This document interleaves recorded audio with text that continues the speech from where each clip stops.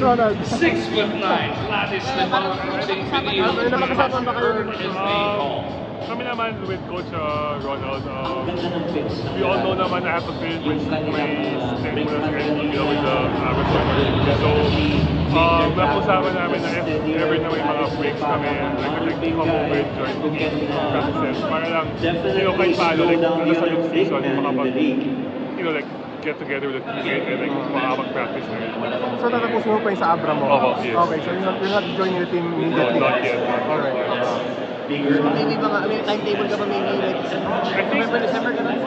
Mga December po siguro. I think the last week if ever we reach finals with mga... Then ito kung binibigyan kami mag-eye to eye kay Brad. Pag na-out na yung Abra ba? Ano ba yung like arrangements ninyo? Pag wala rin out na yung Abra sa tension sa MPBL, ano ka may release ka na ba? Or tatapos na mga December? Siguro, depende po sa pag-usapan namin soon. But like, I have yet to talk to them about the specific details of it. But if ever naman wag naman sa the second ever pick naman dito we sa don't ating finish fourth round. where we He want heads to over then, to the camp of why the not? Meralco Bulls. Up next will be Converge. They've had some interesting picks as well. Tingnan natin kung sino susunod.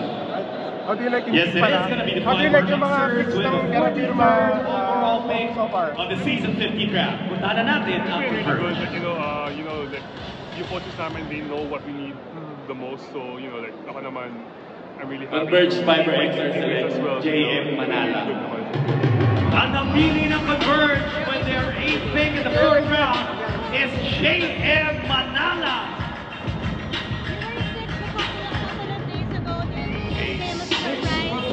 Former EIP and UAP player.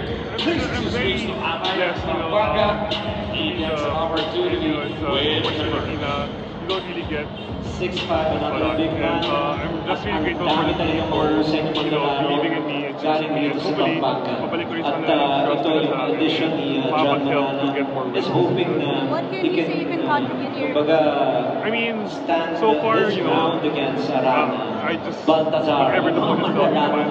Alam natin, it's just a matter of time for these two players I can to say na really dominate offer the some insights PBA. natin, like that would be a big help for my team, given that Tsaka may opportunity na nawala rin sa Converge sa Santos. so, habang wala pa sa teamwork, then, we could provide good help with grounding,